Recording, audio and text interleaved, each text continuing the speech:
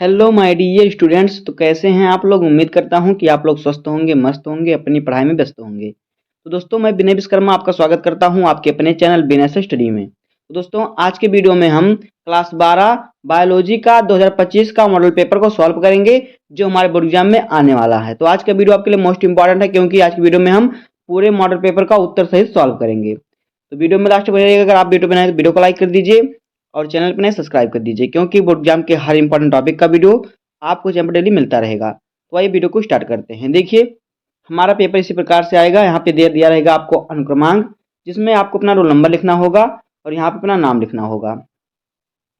उसके बाद देखिए हमारा क्या है, समय हमारा है 3 घंटा 15 मिनट का और पूर्णांक का है 70 नंबर का। तो देखिए हमें अब देखा निर्देश में क्या दिया हुआ है। देखिए नोट करके हमारा लिखा हुआ है कि प्रारंभ के 15 मिनट परीक्षार्थियों को प्रश्न पत्र पढ़ने के लिए निर्धारित है। यानी प्रारंभ यानी शुरुआत का जो 15 मिनट आपका होगा, उसमें आपको प्रश्न पत्र को अच्छे तरीके से पढ़ना है। उसका देखिए निर्देश क्या है। पहला निर्देश, सभी प्रश्न अनिवार्य हैं। इस सभी प्रश्नों का उत्तर देना अनिवार्य है। दूसरा निर्देश है कि आवश्यकता अनुसार अपने उत्तरों की पुष्टि नामांकित रेखा चित्रों के द्वारा कीजिए। यानी जहां पर आवश्यकता हो रेखा चित्र बनाने का, चित्र बनाने का, वहां पर चित्र बनाकर उत्तर दीजिए। तीसरा है, प्रत्येक प्रश्न के निर्धारित अंक उनके सम्मुख अंकित हैं। जो प्रश्न जितने नंबर का है उसके सामने उतना अंक लिखा हुआ है। तो देखिए पहला हमारा है बहुविकल्पीय प्रश्न। तो देखिए बहुविकल्पीय प्रश्न में प्रश्न संख्या क्या कह रहा है, 1। देखिए सही विकल्प चुनकर अपनी उत्तर पुस्तिका में लिखिए। तो देखिए पहले का क्या है, बहुविकल्पीय प्रश्न कह रहा है क्या, कह रहा है कि निम्नलिखित में से कौन सा एक आभासी फल नहीं है। इन चारों में से कौन सा आभासी फल नहीं है। तो ए ऑप्शन है सेब, बी ऑप्शन है स्ट्रॉबेरी, सी ऑप्शन है अखरोट, डी ऑप्शन है आम। तो देखिए जो आम है ये आभासी फल नहीं है, तो यहाँ पे ऑप्शन नंबर डी हमारा सही हो जाएगा। उसके बाद देखिए क्वेश्चन नंबर खा, कह रहा है कि प्रोटीन संश्लेषण के प्रारंभन हेतु प्रारंभक कूट हैं। जो प्रोटीन संश्लेषण का प्रारंभन होता है, प्रारंभक कूट क्या है। तो देखिए पहला ऑप्शन है AUG, दूसरा ऑप्शन है UAG, तीसरा ऑप्शन है UGA और चौथा ऑप्शन है UAA। तो देखिए एडेनिन यूरेसिल ग्वानिन। तो देखिए यहाँ पे जो प्रोटीन संश्लेषण का जो प्रारंभक कूट होता है, प्रारंभक कूट होता है एडेनिन यूरेसिल ग्वानिन AUG। तो यहाँ पे ऑप्शन नंबर ए हमारा सही हो जाएगा। उसके बाद देखिए क्वेश्चन नंबर गा, कह रहा है कि निम्नलिखित में से कौन सा एक जैव निम्नीकरण यानी कि जैव विघटित प्रदूषक है। तो ए ऑप्शन है प्लास्टिक, बी ऑप्शन है एस्टबेस्टॉल एस्टबेस्टॉस और बी सी ऑप्शन है वाहित मल और डी ऑप्शन है ई कचरा। तो देखिए इनमें में से कह रहा है कि कौन सा जैव निम्नीकरण जैव विघटित प्रदूषक है। तो देखिए इसमें से जो वाहित मल है ये जैव विघटित प्रदूषक है। तो यहाँ पे ऑप्शन नंबर सी हमारा सही हो जाएगा, वाहित मल। अगला देखिए क्वेश्चन क्या है, क्वेश्चन नंबर घ, कह रहा है कि घड़ियाल पुनर्वास केंद्र कुकरैल स्थित है। जो घड़ियाल पुनर्वास केंद्र है कुकरैल कहाँ स्थित है। तो देखिए ए ऑप्शन है प्रयागराज में, बी ऑप्शन है लखनऊ में, सी ऑप्शन है वाराणसी में और डी ऑप्शन है लखीमपुर में। तो देखिए जो घड़ियाल पुनर्वास केंद्र कुकरैल स्थित है ये लखनऊ में स्थित है। तो यहाँ पे ऑप्शन नंबर हमारा बी सही हो जाएगा, लखनऊ में। अब देखिए अगला क्वेश्चन हमारा आ गया निश्चित उत्तरीय प्रश्न। तो देखिए निश्चित उत्तरीय प्रश्न में प्रश्न संख्या दूसरे का क्या कह रहा है, कह रहा है टेपिटम कहाँ स्थित होता है, इसका क्या कार्य होता है। तो उत्तर देखिए टेपिटम परागकोश में स्थित होता है। यह परागकण का पोषण करता है तथा उनका विकास करता है। अब देखिए खा वाला क्वेश्चन क्या है, कह रहा है कि मेंडल ने मटर के पौधों में कितने जोड़ी विपरीत लक्षणों का अध्ययन किया। तो देखिए मेंडल ने मटर के पौधे में 7 जोड़ी विपरीत लक्षणों का अध्ययन किया था। तो ये उत्तर लिख देंगे कि मेंडल ने मटर के पौधों में 7 जोड़ी विपरीत लक्षणों का अध्ययन किया था। अगला क्वेश्चन है क्वेश्चन नंबर गा, कह रहा है कि किस पैथोजन के कारण हाथी पाँव यानी जैसे फाइलेरिया लोग कहते हैं, तो एंटीफेंटिएसिस रोग होता है, यानी फाइलेरिया रोग होता है, जिसे हाथी पाँव कहते हैं। यह पैथोजन किस संघ से संबंधित है। तो उत्तर देखिए हाथी पाँव यानी कि फाइलेरिया संघ निर्मेटोडा का परजीवी बाउचेरिया बैक्रोफ्टी के संक्रमण से होता है। ये हो जाएगा इसका आंसर। अगला क्वेश्चन देखिए क्या है, देखिए आरडीएनए में आर क्या है? तो देखिए जो आरडीएनए है, आरडीएनए में आर जो है डीएनए में पुनः संयोजक यानी रिकॉम्बिसेंट है, रिकॉम्बिसेंट है ये पुनः संयोजन। अगला क्वेश्चन देखिए क्या है, क्वेश्चन नंबर 5 कह रहा है कि निकेत को परिभाषित कीजिए। तो उत्तर देखिए निकेत यानी नीचे, निकेत वह स्थान जहां विशेष या प्राकृतिक परिवेश है जहां जीव अपने जीवीय संबंधों तथा भौतिक पर्यावरण में रहता है उसे ही निकेत कहते हैं। अब देखिए अगला क्वेश्चन क्या है, अगला क्वेश्चन है लघु उत्तरीय प्रश्न, अति लघु उत्तरीय प्रश्न। तो देखिए प्रश्न संख्या तीसरे का कह रहा है कि आईवीएफ तथा जीआईएफटी का पूरा नाम लिखिए। तो देखिए आईवीएफ का पूरा नाम होता है in vitro fertilisation, in vitro fertilisation. और जीआईएफटी का पूरा नाम क्या होता है, देखिए गैमीट इंट्राफैलोपियन ट्रांसफर, ये होता है गैमीट इंट्राफैलोपियन ट्रांसफर, ये होता है जीआईएफटी यानी जिफ्ट का पूरा नाम। अगला क्वेश्चन देखिए क्या है, क्वेश्चन नंबर कह रहा है कि असंग जनन पर एक टिप्पणी लिखिए। तो उत्तर देखिए हेडिंग हमारा है असंग जनन। देखिए असंग जनन क्या होता है, अलैंगिक जनन की एक सामान्य विधि जिसमें नए पौधों का निर्माण युग्मकों के संलयन से होता है उसे असंग जनन कहते हैं। असंग जनन क्या होता है, अलैंगिक जनन का एक सामान्य विधि है या क्रिया है जिसमें नए पौधे का निर्माण युग्मक के संलयन से होता है उसे ही कहते हैं असंग जनन। अगला क्वेश्चन देखिए क्या है, क्वेश्चन नंबर देखिए कह रहा है कि टर्नर एवं क्लाइनफेल्टर सिंड्रोमों में गुणसूत्रों की संख्या कितनी होती है। तो उत्तर देखिए टर्नर सिंड्रोम में गुणसूत्रों की संख्या 46 के स्थान पर 45 हो जाती है।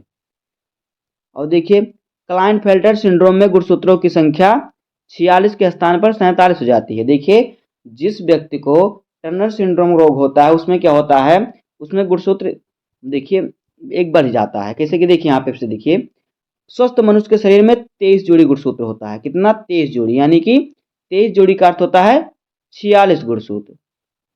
23 के 2 से गुणा करेंगे 46 हो जाएगा। तो स्वस्थ मनुष्य के शरीर में 46 जोड़ी गुणसूत्र होता है।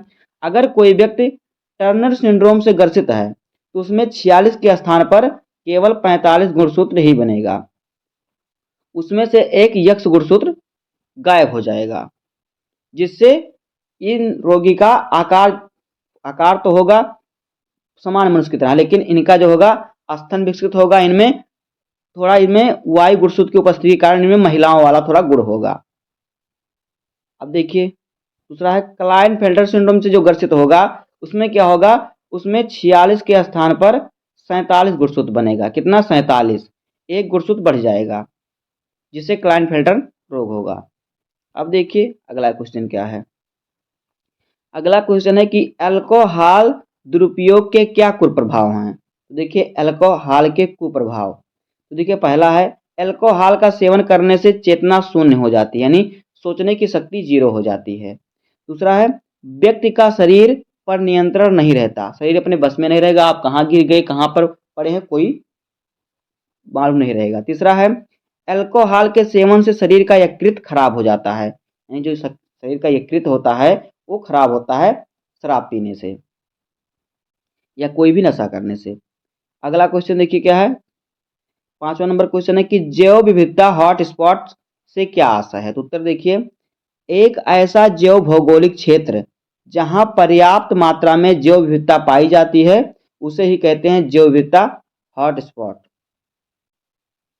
यानी जहां के एक ऐसा भौगोलिक क्षेत्र जहां पर पर्याप्त मात्रा में जैव विविधता पाई जाए लेकिन वहां की जो संकट में हो, वहां के जो विविधता हो संकट में हो। अगला क्वेश्चन देखिए क्या है, क्वेश्चन नंबर चौथे का कह रहा है कि परागण के प्रकारों का वर्णन कीजिए। तो उत्तर देखिए परागण का पुष्पी पौधों के वर्तिकाग्र तक जाने की घटना को परागण कहते हैं।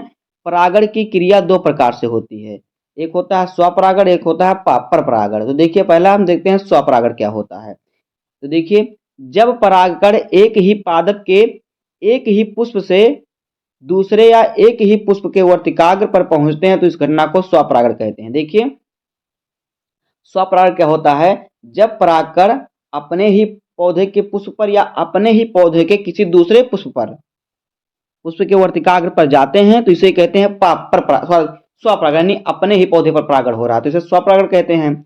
या जिस पौधे पे उसी पुष्प का पौधा या उसी पौधे के दूसरे पुष्प पर, उसी पौधे के दूसरे पुष्प पर होता है तो इसे स्वपरागण कहते हैं। स्वपरागण भी दो प्रकार के होते हैं, एक होता है स्वयुग्मन, दूसरा होता है सजात पुष्पी परागण। अब देखिए परपरागण क्या होता है। देखिए परपरागण क्या होता है, जब किसी एक पादप के परागकण दूसरे पादप के वर्तिकाग्र पर स्थानांतरित होते हैं तो इसे परपरागण कहते हैं। परपरागण भिन्न भिन्न कारकों पर निर्भर करते हैं। देखिए परपरागण क्या होता है, जब किसी एक पौधे का परागकण उसी जात के पौधे के दूसरे पौधे के पुष्प के वर्तिकाग्र पर जाए, जैसे कि एक पौधा यहाँ पर है, एक पौधा यहाँ पर है, तो इस पौधे का परागकण इस पौधे के वर्तिकाग्र पर पहुंचे ही होता है परपरागण। और अगर इसी पौधे का देखिए यहाँ पर एक पुष्प और है, इसी पौधे का परागकण अपने ही पौधे के किसी दूसरे पुष्प पर जाए तो यह स्वपरागण होता है। तो देखिए परपरागण जो होता है वह भी परपरागण के माध्यम के आधार पर निम्न प्रकार के होते हैं। जो परपरागण होता है कितने प्रकार का होता है, देखिए एक होता है वायु परागण, यानी वायु के द्वारा परागण होता है, जल परागण, कीट परागण, जंतु परागण, पक्षी परागण और जंतुकी परागण यानी चमगादड़ द्वारा परागण। तो परपरागण 6 प्रकार का होता है और स्वपरागण 2 प्रकार का होता है। अब अगला क्वेश्चन देखिए क्या है। देखिए प्लेसेंटा पर एक संक्षिप्त टिप्पणी लिखिए। तो देखिए प्लेसेंटा अपरा एक संयुक्त संरचना होती है जो स्तनियों के गर्भ में भ्रूण को गर्भाशय से संरचनात्मक और क्रियात्मक रूप से जोड़ने में सहायक होती है। अपरा प्लेसेंटा क्या होता है, अपरा एक क्या होती है, संयुक्त संरचना होती है जो स्तनियों के गर्भ में भ्रूण जो होता है ना, जब बच्चा पेट में, तो उसे भ्रूण कहते हैं, तो भ्रूण को गर्भाशय से जोड़ती है। जब बच्चा उसे स्तनियों से क्या होती है, गर्भाशय से भ्रूण को जोड़ती है, जिस प्रकार से गर्भाशय में भ्रूण टिका रहता है। अब देखिए आगे, अपरा भ्रूण के विकास में निम्नलिखित कार्य करती है। देखिए भ्रूण का पोषण, श्वसन, उत्सर्जन, हार्मोन्स का स्रावण। देखिए जब जैसे कि मान लेते हैं मनुष्य में, तो मनुष्य में जब शिशु जब छोटा बच्चा होता है, जब माँ के गर्भ में ही रहता है तो उसे भ्रूण कहते हैं, जन्म होने के बाद उसे शिशु कहते हैं। तो जब वह भ्रूण की अवस्था में रहता है तो प्लेसेंटा जो होता है, जो प्लेसेंटा होता है, यानी प्लेसेंटा क्या होता है, प्लेसेंटा अपरा की एक संरचना है, तो जो अपरा होता है वही प्लेसेंटा है। तो अपरा क्या करता है, भ्रूण का विकास करता है, श्वसन करता है, उसके अपशिष्ट पदार्थ का उत्सर्जन करता है, हार्मोन्स का स्रावण करता है। ये काम होता है प्लेसेंटा का।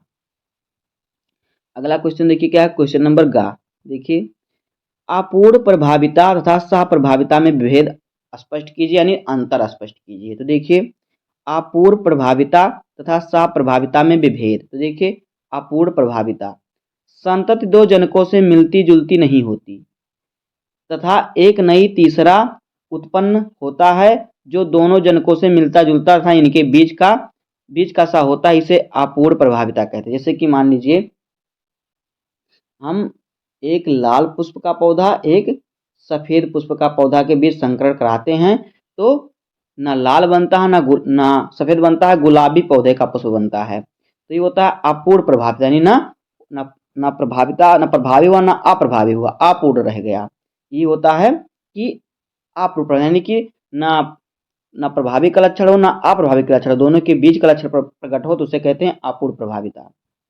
आगे देखिए क्या है, सह प्रभाविता, जब किसी कारक या जीन के युग्म विकल्पी में कोई भी कारक प्रभावी या अप्रभावी होकर मिश्रित रूप से भाव प्रकट करता है तो उसे ही कहते हैं सप्रभाविता। यानी ना कोई प्रभावी हो ना अप्रभावी हो, दोनों का मिक्स दिखाई दे, उसे कहते हैं सप्रभाविता। अब देखिए घ वाला क्वेश्चन क्या है, जैव विविधता का महत्व समझाइए। तो उत्तर देखिए, जैव विविधता जीवों का मिश्रण है। जैव विविधता क्या है, जीवों का मिश्रण है। किसी स्थान की जैविक विविधता में अनेकों प्रकार के प्रजातियों के पौधे, जीव जंतु, सूक्ष्म जीव आदि पाए जाते हैं। जितने जीव उतनी विभिन्नताएं एवं उतने ही उनके आनुवांशिक लक्षण। जैव विविधता पारिस्थितिकी का खाद्य जाल निर्मित करता है।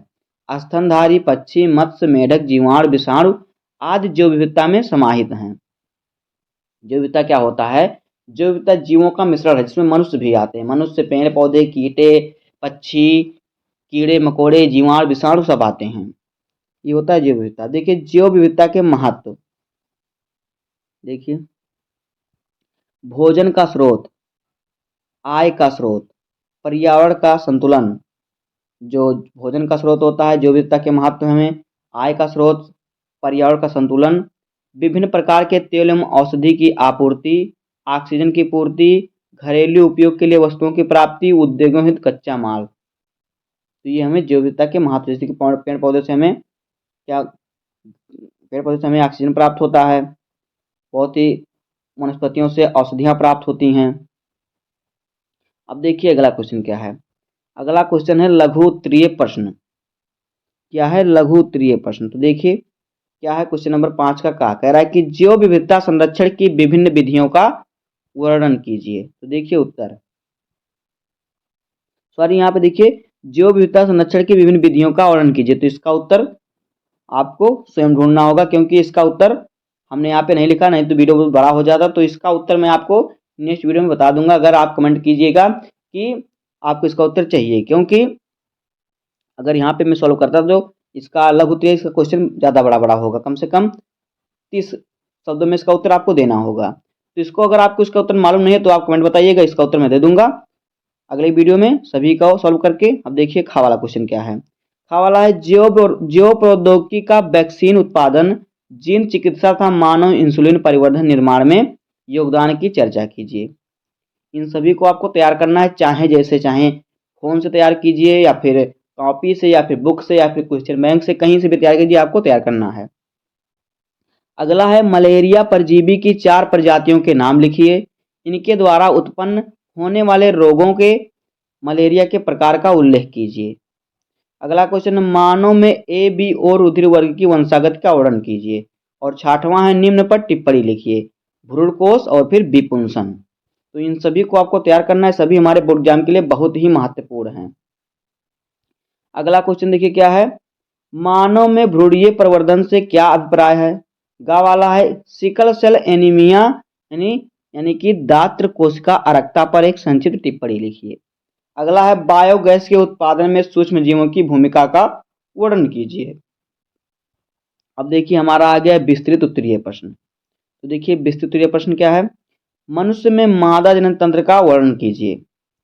तो देखिए इस प्रकार से होता है मादा जनन तंत्र का चित्र, इस प्रकार से। यहाँ पे देखिए आप इसका स्क्रीनशॉट ले लीजिए। यहाँ पे देखिए ये होता है योनि, ये जो भाग बना है योनि होता है। यहाँ पे ये जो भाग बना है ये होता है ग्रीवा, और ये होता है जो होता है ये गर्भाशय ग्रीवा होता है, जो यहाँ पे होता है। और ये जो आपको दिख रहा है ब्लैक का कलर का ये गोल गोल रेड कलर का होता है, ये होता है अंडाशय, और इसे कहते हैं झल्लरी, जो झल्लरी कहते हैं इसे झल्लरी कहते हैं। ये होता है कीप, और ये होता है फैलोपियन नलिका। यहाँ पे देखिए ये होता है फैलोपियन नलिका। ये है गर्भाशय गुहा, और ये है गर्भाशय का अंतः यानी अंदर का स्तर, यह गर्भाशय पेशी, और ये है क्या, यह परिगर्भाशय यानी गर्भाशय का ऊपरी भाग। इस प्रकार से होता है मनुष्य के मादा जनन तंत्र का चित्र। अब देखिए अगला क्वेश्चन, सॉरी इसका उत्तर देखिए आएगा क्या, किस प्रकार से आपको लिखना है। यहाँ पे देखिए प्राथमिक जनन अंग यानी महिला में प्राथमिक जनन अंग क्या होता है। देखिए अंडाशय स्त्री के प्राथमिक जनन अंग हैं। अब देखिए अंडाशय हेडिंग है। अंडाशय जो होता है एक जोड़ी अंडाशय उदर गुहा में स्थित होता है। अंडाशय वृक्क के समीप यानी बगल में मीसोबेरिया द्वारा उदर गुहा से जुड़ा होता है, और अंडाशयी लिगामेंट्स द्वारा गर्भाशय से जुड़े रहते हैं। अंडाशय ठोस होते हैं। अंडाशय की सतह पर छोटे छोटे दाने जैसे उभार दिखाई देते हैं, जिसे कहते हैं ग्राफियन पुट्टिकाएं। ग्राफियन पुट्टिकाओं में अंडाणु बनते हैं, और पुट्टिका से ही एस्ट्रोजन व प्रोजेस्टेरॉन हार्मोन्स का स्रावण होता है। ये होते हैं महिला में क्या होते हैं, प्राथमिक जनन अंग। अब देखिए सहायक जनन अंग क्या होते हैं महिला में। देखिए सहायक जनन अंग, तो ये अंग जनन की प्रक्रिया में सहायता करते हैं। इसमें सहायक नलिकाएं व सहायक ग्रंथियां शामिल हैं। तो देखिए सहायक नलिकाएं क्या क्या हैं, अंडवाहिनियां और गर्भाशय व योनि, ये सहायक नलिकाएं हैं। तो देखिए अंडवाहिनियां क्या होती है, प्रत्येक अंडवाहिनी पतली कुंडलित लगभग 10 से 12 सेंटीमीटर लंबी होती है। इसके 3 भाग होते हैं, अंडवाहिनी के 3 भाग होते हैं। नंबर 1 होता है प्रारंभिक भाग, जिसे कहते हैं फिम्ब्रिएटेड कीप। दूसरा होता है मध्य भाग, से कहते हैं फैलोपियन नलिका। तीसरा होता है अंतिम भाग, से कहते हैं इस्थमस कहलाता है, इस्थमस ग्रंथि जिसे कह लेते हैं। अब देखिए क्या है गर्भाशय। देखिए गर्भाशय सहायक अंग है। देखिए इसमें क्या होता है, दोनों ओर की फैलोपियन नलिकाएं संयुक्त होकर गर्भाशय का निर्माण करती है।